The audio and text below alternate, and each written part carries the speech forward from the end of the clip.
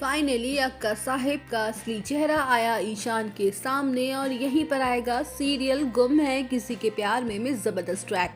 जी हाँ दोस्तों, अब शो के अपकमिंग ट्रैक में आप देखेंगे कि सवी और रीवा प्ले के दौरान अपनी जबरदस्त परफॉर्मेंस देती हैं और जिसे देखकर अक्का साहिब और राव साहिब के होश उड़ जाते हैं। वहीं अक्का साहिब राव साहिब से कहती हैं कि ये ज़रूर ईशा और सवी की मिली भगत है।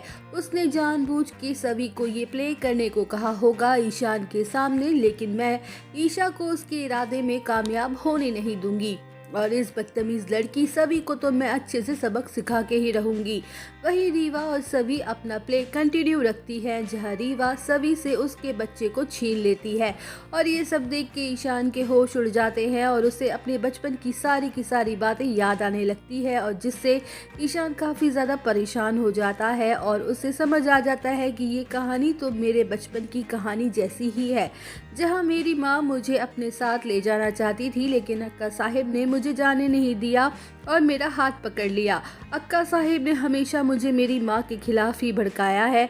वहीं ईशान को ऐसा लगने वाला है कि कहीं सवी इस नाटक के ज़रिए मेरी और मेरी माँ की कहानी को तो नहीं दिखाना चाहती, जहां ईशान ये सब देख के फूट फूट के रोने लग जाता है और वहां से बाहर चला जाता है और अपने दोस्त प्रतीक को फ़ोन करके बुला लेता है, जहां प्रतीक आ जाता है और ईशान इमोशनल होके उससे सारी की सारी बातें बता देता है। वहीं प्रतीक कहता है कि अगर तुझे ऐसा लग रहा है कि वो कहानी तुझसे रिलेटेड है तो ऐसा हो सकता है कि तुझे अब तक आधा सच ही पता हो और अक्का साहिब ने इस बात का फायदा उठाया हो और तेरे मन में इसी बात का जहर घोला हो कि तेरी माँ तुझे छोड़कर चली गई, लेकिन बात कुछ अलग ही है।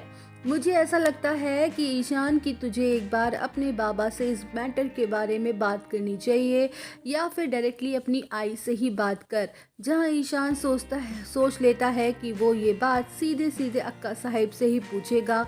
अगर वाकई ये बात सच निकली तो अक्का साहिब को मेरे हर एक आंसुओं का हिसाब देना पड़ेगा।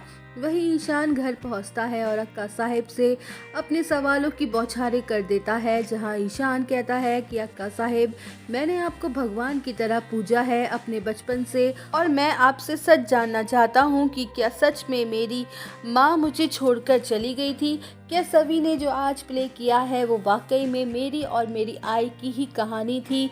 वहीं अक्का साहिब के होश उड़ जाएंगे और वो सोचेगी कि मैं इसका क्या जवाब दूं। वहीं ईशान कहेगा कि आप बोलती क्यों नहीं हो अक्का साहिब? क्या आपकी चुप्पी से मैं यही समझूं कि मेरी माँ गलत नहीं थी? अब तक मैं ही उन्हें सिर्फ गलत समझ रहा था। तो वहीं दोस्तों, शो की कहानी में ज़बरदस्त ट्रैक आने वाला है, तो बने रहिए हमारे साथ। वीडियो को लाइक और चैनल को सब्सक्राइब करना ना भूलें।